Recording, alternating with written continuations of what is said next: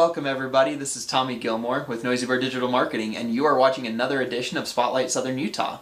If this is your first time watching, every week we talk to a new business owner, and this week I'm excited to be joined by Dr. Steve Newman from Cedar Ridge Family Medicine as well as Cedar Ridge Urgent Care. Yes. Did I say that right? That's perfect, thank you. Awesome. So I'm excited to chat with you. Thanks for having me, Steve. Thanks for inviting me to do this. I appreciate it. It's the first podcast I ever had a chance to do, and so I'm excited. It'll be a good learning experience. Well, this will be fun. So, talk to people about, you said you've had the clinic for over 20 years now, and it's you and a few doctors. So walk people through what it was like to start your own medical practice and how you got to that point in your journey. So yeah, Dr. Gray and I started Cedar Ridge Family Medicine back in 2002, so quite a while ago. And it was just myself and Dr. Gray and a physician assistant with a couple of staff. We had no idea what we were doing. We kind of just jumped in. I think the first 3 years we didn't make any money. I had to work a second job just to pay the bills for the first 3 years, and it was a lot of learning experience. At that time there wasn't really a handbook of how to jump in and start a medical practice. You just jumped in and swam and survived. A couple questions with that. Your undergrad degree is in business management, right? Yeah. I'm sure that came in handy as you're starting the business. What do you wish you'd learned in your undergrad that maybe would have helped you make some money in those first 3 years, or do you feel like it was kind of inevitable not to? So I think having a business degree was very beneficial, helped you understand things like profit and loss, supply and demand, marketing, loss leaders, a lot of things that most physicians don't really understand. And so I do think that helped me with starting the business. Things I didn't know was insurance, working with a system where you come in and see me, I provide a service, don't get paid for it, I have to go to this other person to get them to agree to pay for a service I've already provided. That person may or may not decide to pay me for.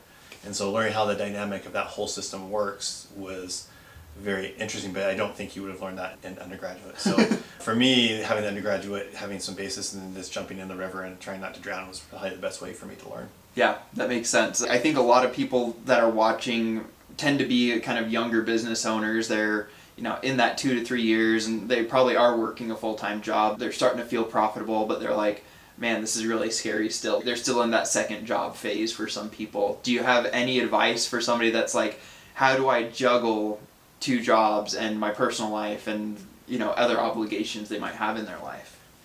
I think you used the word really well. A lot of people try to use the word balance. There is no balance. It doesn't exist.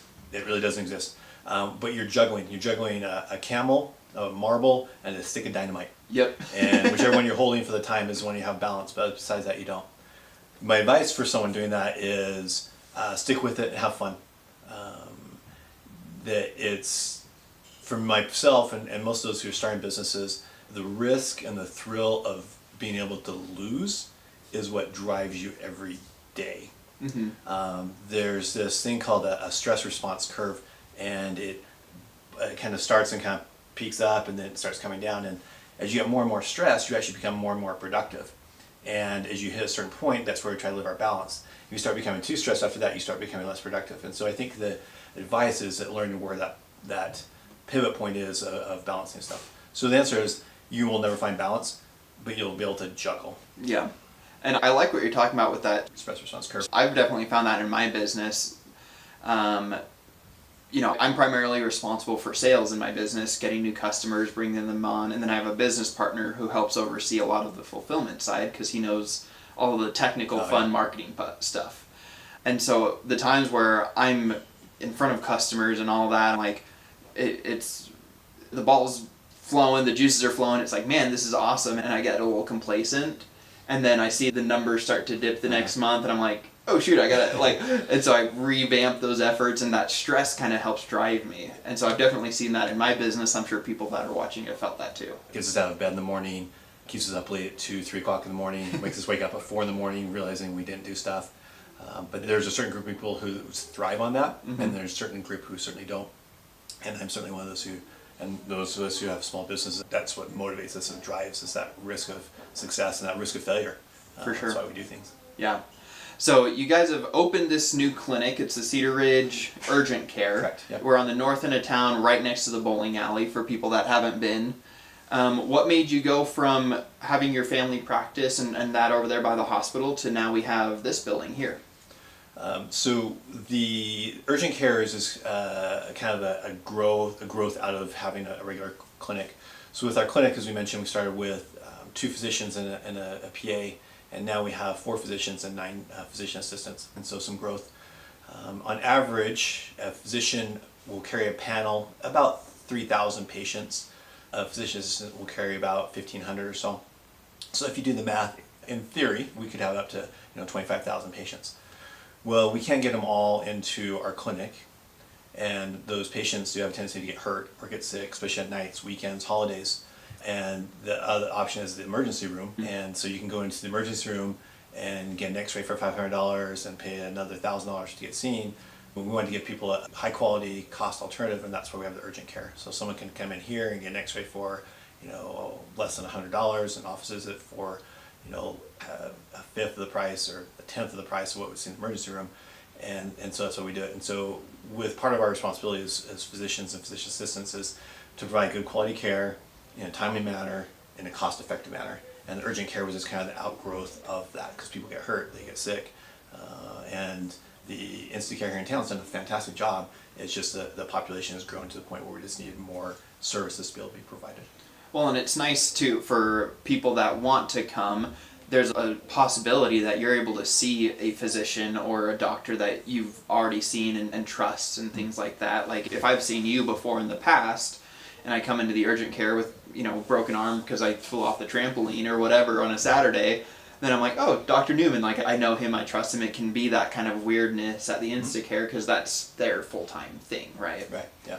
So with the marketing thing we'll talk about in just a little bit, but part of building the urgent care is part of our philosophy is that we're here to provide a good quality service. And so if you're part of our patient panel, then we obviously take care of it. For those who aren't part of our patient panel, we still take care of them.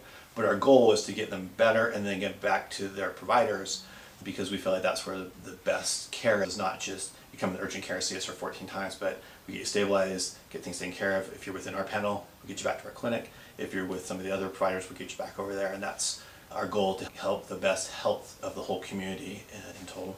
I love that. And I think that something that keeps popping up in a lot of my podcast episodes is just the ability for us as small business owners to serve our clients the best we can, right? You saw a need, you said, hey, we can serve up to 25,000 people, which is awesome, but we can't serve them on nights. We can't serve them on weekends. There's this gap in our ability to help them and benefit them. And I feel an obligation as a medical practitioner to be able to do that. And so you've opened up this new clinic. It's a beautiful area. If you guys haven't come by, I'd encourage you to. I came to the open house and met Dr. Newman there. But you guys should come in and at least see the clinic. You guys have done a great job. Thank you. Yeah. Come by sometime. We'll give some tours. Probably won't take in patient rooms, but it's about a 4,000 square foot clinic. We have an x-ray machine here. We have some in-house labs. We have the ability to give IVs if someone needs them, give IV antibiotics. We have 8 exam rooms, and so it's built for the current growth and future. That's awesome. Future needs. Yeah. So you've been in business for 23 years now. You guys, when we were talking off camera, you said you guys were one of 2 providers back in the day that were helping, and so you didn't really have to focus on marketing. And now, like you said, the area growth, it's growing exponentially, it feels like. And there's other medical practitioners, which is great. They're going to serve other people's needs that you can't, and vice versa. But how do you, or I guess what challenges are you facing with a growing business, a growing population, things like that, as far as your marketing goes? So marketing, as you mentioned when we first started, it's back to supply and demand. 2 clinics, big supply. People just kind of find you and show up. That was 23 years ago. Obviously, marketing has changed in ways that change all the time. So what we look at, the challenge we have right now is how to get people to know us. We on purpose have not had big, huge marketing blitzes yet. We've only been open 10, 14 days or so. The reason for this is we want to make sure all of our processes were working well. We take this whole new building and new systems and put them in place, and what we don't want to do is advertise and get 30, 40 people coming in and have a bad experience. Well, that word of mouth of bad experience is going to be a lot more damning than being a little bit slow in our marketing. And in my opinion, our marketing there's not a race. We're not having to get from here to here by this certain amount of time. Just want to get there with a slow growth. What we're going to do for marketing, though, is going to be a lot more on recognition. With our clinic, when someone has hypertension, they're going to seek it out, come and find you. But we're looking more for those people who are sick. And so looking to find places that gather those people who are more sick, whether it's up at, Brian Head Ski Resort, where there's a summer games, sporting events, and then just also the target audience, moms and kiddos. Those are the areas to focus on, because that's who a lion's share of the people who come through urgent cares are. Yeah. And so a couple principles that hopefully you guys can take away if you're watching, as far as making marketing decisions, right? Knowing your target market, knowing your target audience, saying, oh, it's a lot of moms and kids that come through, men, we kind of suck it up a little bit more, and mom tends to bring the kids, mom tends to take herself, things like that. So recognizing that, and then finding out, okay, do we have a system to support a drastic increase, or do we want sort of nominal gains right now while we build a system, right? And so I think both of those questions you guys are asking are spot on. Because, like you said, if people come in and they have a bad experience because you weren't quite ready for that big influx, then it pulls back your ability to market effectively, because now you're fighting an uphill trust battle. And ultimately, marketing is about getting people to know, like, and trust your brand. Yeah, obviously you want to get your name where it's, when someone says something, like soap detergent or laundry detergent is Tide. Well, no one really buys Tide anymore, but you want to get to that point. And so, definitely knowing who our target audience is what we're shooting for. Yeah, that's awesome.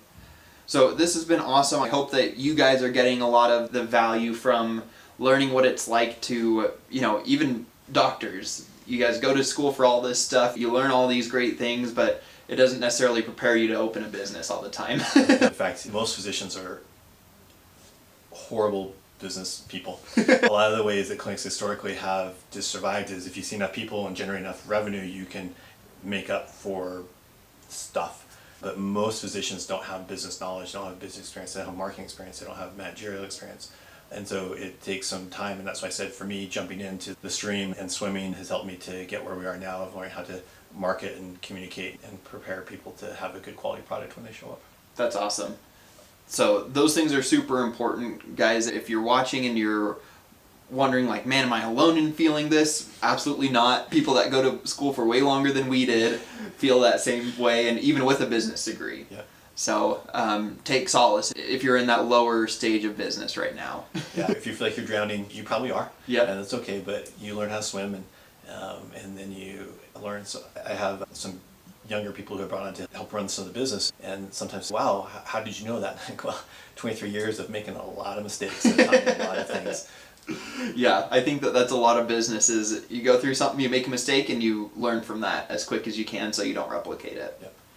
Well, one last question I like to ask people. Sure. If you could go back 23 years, it's 2002, it's just you and Dr. Gray and your physician's assistant, you're trying to figure it out.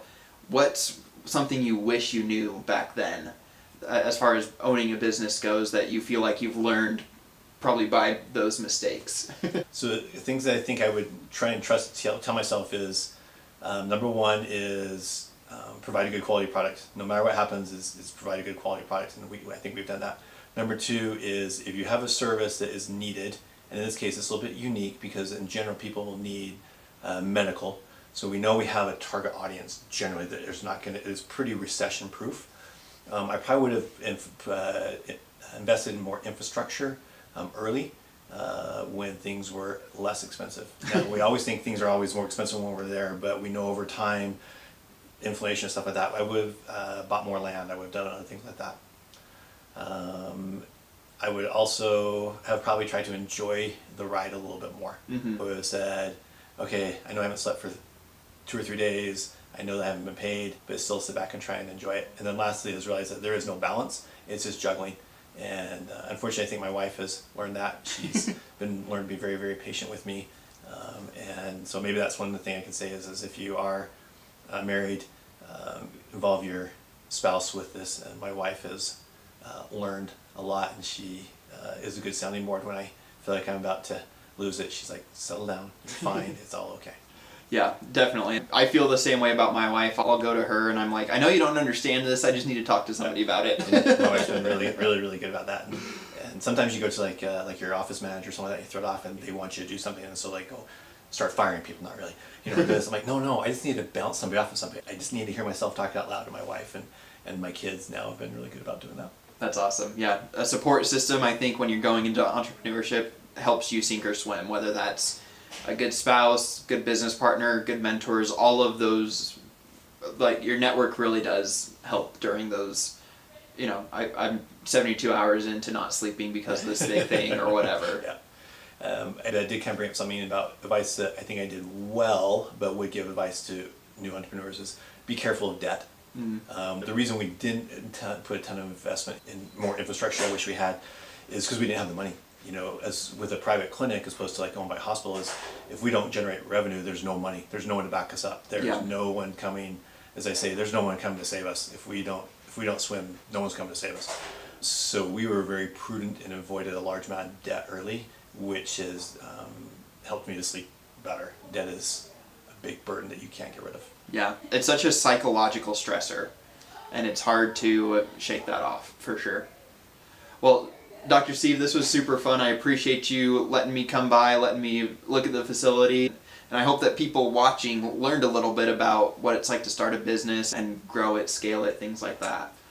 If they want to if they want to learn a little bit more, is it best to find you on social media? Is that going to be the best route? Yeah, so we'll have a couple different things. We'll put in the link our Instagram page. We'll also have a Facebook, and then we have a web page also. One of the marketing things that we've done that are really, really good is we have magnets that we encourage people to put out that has a QR code on it. You can scan the QR code and it goes right to our scheduling software. So you can just click it, we can give it to a mom or dad or a business, and they have it on the fridge. They scan the QR code, it goes right to our scheduling appointment, and you can make an appointment online. Even for urgent care, we've been some creativeness in how we schedule. You can even schedule ahead, you can show up, it tells you how much wait time there is, but that magnet was pretty cool. That's awesome. Yeah, that's a great idea. Well, guys, thanks so much for watching. Hopefully you guys will stick around, and we'll see you next week for another edition of Spotlight Southern Utah. Take care. Thank you.